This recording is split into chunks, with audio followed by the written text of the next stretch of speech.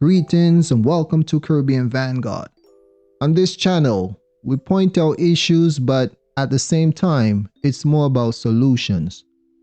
And even though we may not agree upon a way ahead, if we can agree on the solution, what it looks like, what it needs to be, then we can definitely walk side by side.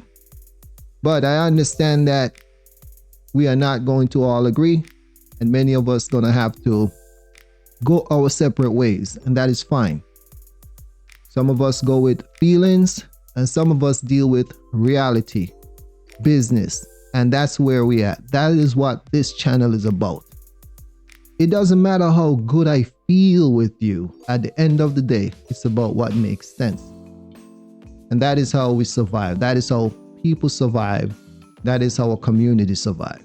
So with that, I came across this video by a YouTuber. His name is Zach Wekasa. And Zach kicked off the video asking this question. Did you know that many people in India would not date a black person? And it's about interracial dating, where some black YouTubers went into India, they went into the Philippines and in China, asking the women of those communities if they would ever date black men. And I'd like you to take a look at the video. When it started that, fair is beautiful and dark is not so nice. And it was inbred like passively. And it's so sad that even though the British people have left us quite some years ago, we still have this craze for white color. That white color means also superior and powerful, and it's like that. I remember that, for example, for my sister, she went for an arranged marriage, and she is like much more on a shade, I would say like 50 times more fair than me. And there was this guy who came home, and they had a conversation because it was arranged by the parents, whether my parents were a bit at least forward to let the kids talk to decide if it they fit each other. And he had a very nice conversation. My sister was very happy about it, and he goes back and says, no, I don't like the girl because she's not fair enough. And like that, you could have at least be polite. You could be polite enough to say, come up with anything. No, I don't think it's going to work between us. Like, how could you dare to feel so comfortable to say something like that? And and I knew it did not affect my sister so much, like that she had to talk about it, but I knew it's going to stick on to her for quite some time. Many African students go through hardships in India. There's a lot of Africans that go to India to study. I don't know why they do that. I don't know why they feel that universities in India are much better than the ones in Africa. I have no idea why, and it's cheaper than going to Europe or United States. But unfortunately, at many instances, many African students have been beaten up for no reason. Some have been for no reason. A Congolese national had died while he was in police custody on Sunday night. While in police custody, he allegedly got a cardiac arrest and could not be saved even after being rushed to a private hospital. Okay, and that's very, very sad. And some people have been beaten up really bad because he was kind of starting to talk to some Indian girl. This one in New Delhi in 2014. 3 African students were attacked by a crowd in a metro station for supposedly harassing an Indian woman. Here is another video of Filipinian women telling you they don't want to be with black people. Which do you prefer to date, a white man or a black man? White man. White man. Why white man? For me, white man is clean. Clean? Okay. Clean looking. So what are you going to do about this? Are you going to cry about it? Say, oh, why don't people want us? Why don't you marry each other? Why do you need so bad to be accepted with other people?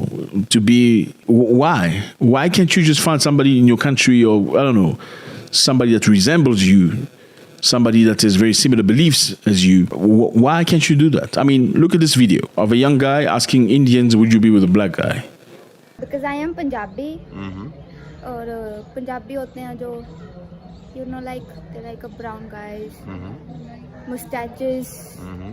Okay, they're telling you clearly, some of them saying, I don't want to be with a black guy because, I have my reasons. I like mustache. Do you think she's telling the truth, or these are just excuses?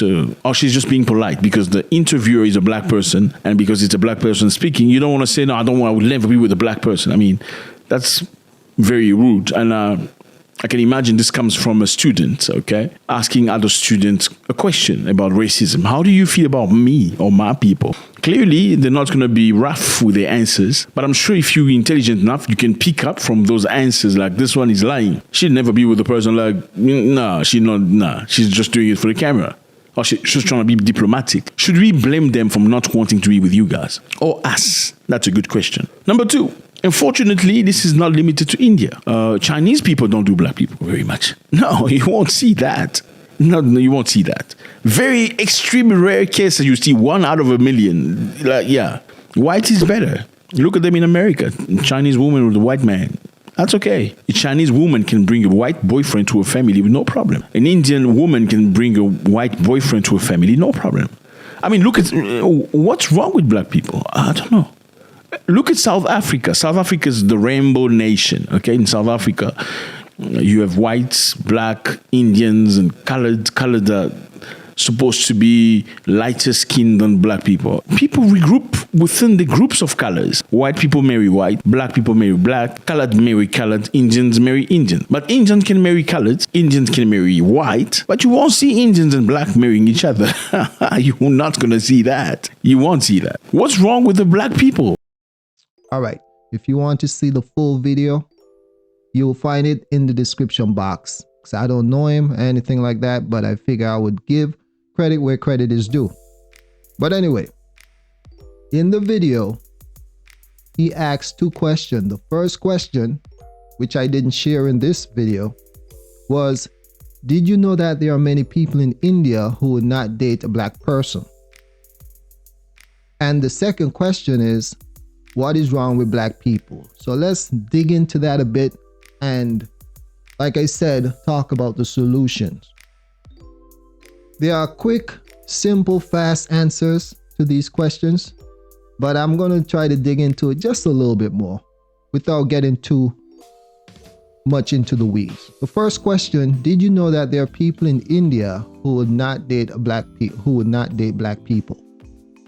And the first thing that came to mind for me was that most people marry the people of their race, of their community, of their culture. That's what the Chinese do. That's what the Europeans do. That is what the Indians do, as well as the Filipinos. Even black communities, we do that. The thing is, there are different reasons why these different groups choose to marry into their community. They see themselves as a people. They see their family. They see their roots, their ethnicity, their lineage. That is how they see themselves. And so their decision as it pertains to marriage is not one of self-centeredness. It's not this phrase you hear in the West a whole lot. Marry who you love. Go where you are treated good. And that is how you trick a lot of people. That is how you catch animals in traps. So my thing is, why would anyone be surprised that most Indian women rather date Indian men? And many of them also like dating white people. It's not because of what the Filipino ladies say, that white looks cleaner, anything like that. It's power. When they see white people, they see riches, they see power. In his second question, what is wrong with black people? The simple answer to that ties into what I just said. Black people is wrong with black people. Because we have been given the answers to the tests. Our ancestors have told us what to do, what to look out for, but we ignore them. And other people see us ignore them as well. And they're not telling us, hey, your ancestor is right about us. They're telling you what you need to do and you should do it. Now, we're not doing that. What we do is we instead ignore what the ancestors do and we follow down this road, this path that is not connected to any roots, is not connected or anchored to anything solid. And then we get pushed all over the place and complain about that. And it seems to me that we found some type of solace in wallowing in mud. So when they see white people, they see visions. And when they see others, even their own, many of them, they see followers of that vision. And that is why you have to respect the Chinese. You have to respect them because for the most part, they seem to not want to depend on other groups of people for everything. And the North Koreans too. You got to respect them for that. Our ancestors gave us the answers, and it is based on our roots, history, our origin is necessary or is important in shaping the future. But when I look at the landscape, it seems that we cut off a lot of the roots, we cut off a lot of the history, the origin, and focus more on the culture. Everything is about culture. Everyone wants to talk about culture, music, entertainment, dance. We want to dress up in pretty colors and stuff like that. But without our roots and history and lineage, pride, then it does something to the future. It makes it blurry. And when we are open to other groups of people as much as we are, which I have no issue with having other people enjoy the culture as well, but if they are connected to their roots and their lineage and history, and we are not, but then we allow them to share our culture, they have the reins that will allow them to direct the path ahead. We know that when you take the power out of the hands of the men, which men are usually creators, we build and the woman help to regulate. She helped to add some smoothness to it. She works in that system. So when you remove that man and make him look like a weak person, and when us men allow other people to do that to us, then we lose the respect of the woman. So now you have groups of people having their Woman National Pride Day and their Woman Month and all type of stuff, and they're able to pull all of your women together and recognize them. And these women feel good. They haven't had that done to them.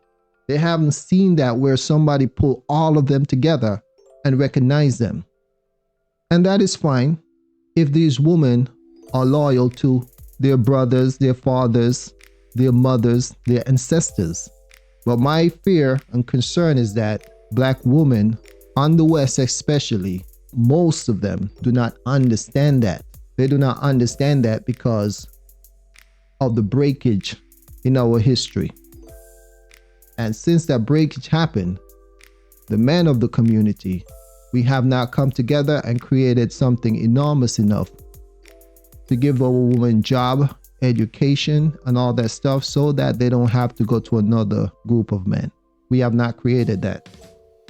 And a woman should also understand and have some pride in wanting us to do that as well and support that, because the system that you're working yourself into, while we ignore rebuilding what was lost, that system was built, even though it was forced-labored by many of us.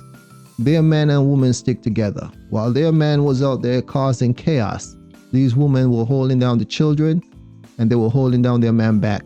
They were taking care of them. Remember that.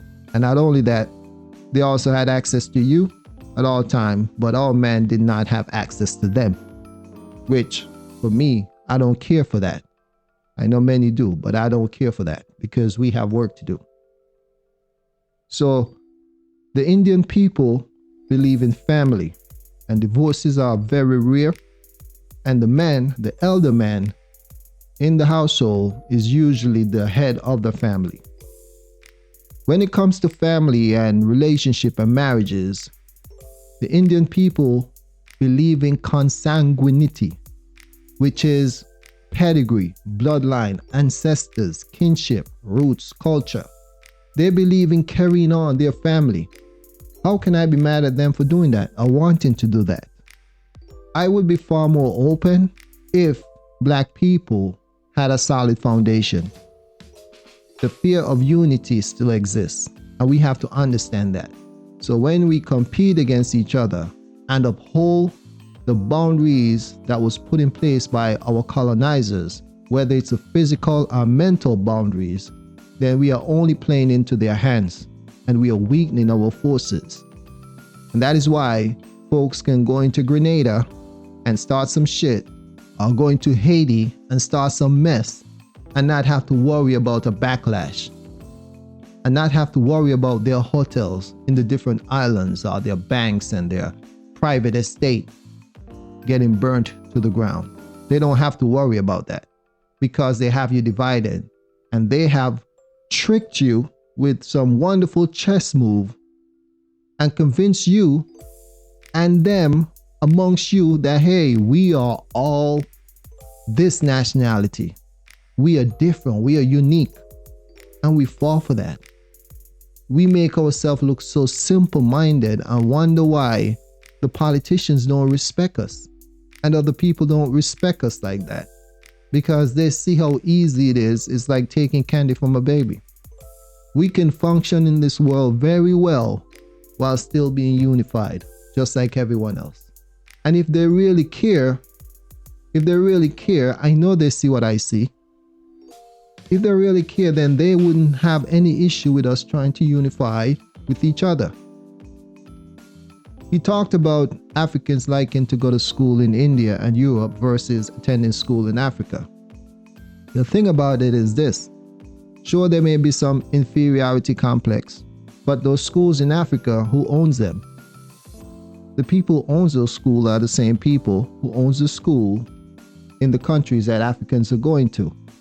And they take some black man, black woman, and put you in some position of esteem, and we're good.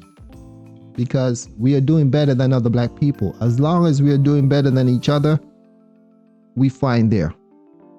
The thing about it though is that we must also acknowledge that there are black people who won't date or marry other black people. We see them all the time. He talked about an African brother who got attacked because he was harassing an Indian woman. What I can say about that is I'm pretty sure he was trying to get with that Indian woman, because we know a lot of Africans, men and women, like to get with Europeans or Indian or Chinese people. So he tried to get with this Indian woman and the people went after him. Kudos to them. Leave these women alone. Leave them alone. You have your own woman. There's a bunch of black women all over the place. So now we talked about the issues. Spend a lot of time talking about the issues, and in a way, by talking about it, the solutions was there as well. But let's be a little bit more specific. How do we fix this?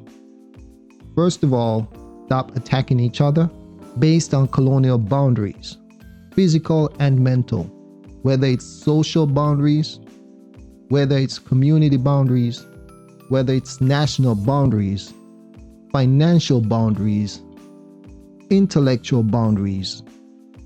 The thing that is important is us wanting the best for each other, us wanting to build together, and us wanting to reverse what was done to us. That's important. Sure, the conversation, the verbiage may be different based on someone's community or someone's culture, but at the end of the day, I should not put up a fence to prevent my brethren or my sister from communicating with me, simply because they are not from the same community or have a different culture. And people who fall for that, I believe, for one, either they are simply unaware or they are planted. They are being intentional. They're doing it for a purpose that is either selfish or it is for another group of people. Some folks have married into a community and it hurts them. It burns their soul to hear us talk about unity, because they know that they have made a decision. So their job is to break everyone up. Hey, cut all that. So we have to unite like-minded Africans, Caribbean people, American people. To hell with those who believe whatever they believe. Whether you're from the Caribbean, America, Africa, we must accept and acknowledge that there are people everywhere who's not going to like us. People who look like us, who hates us, who are just as wicked as anyone else. People in other parts of the world who can relate and some who won't. But we should always understand how we can be used as weapons against each other. Someone who is in a mixed relationship, they must understand how they can be used as a weapon against us. They must understand that. Someone who is into politics, black person who's into politics, they must understand how they can be used as a weapon against us. Someone who is mixed, if your mother and father is of two different groups, especially a European and African, you must understand how you can be used as a weapon against us. Those of us whose fathers and mothers are all of African descent should understand how we can be used as a weapon against each other. Those who have some indigenous ancestry, or those who are indigenous, they must understand, or you must understand, how you can be used as a weapon against us. The places you work, your profession, everything, each one of us can be used as a weapon against us. That is why it is imperative that we take preemptive measures to stop the bleeding, because it has been going on for far too long.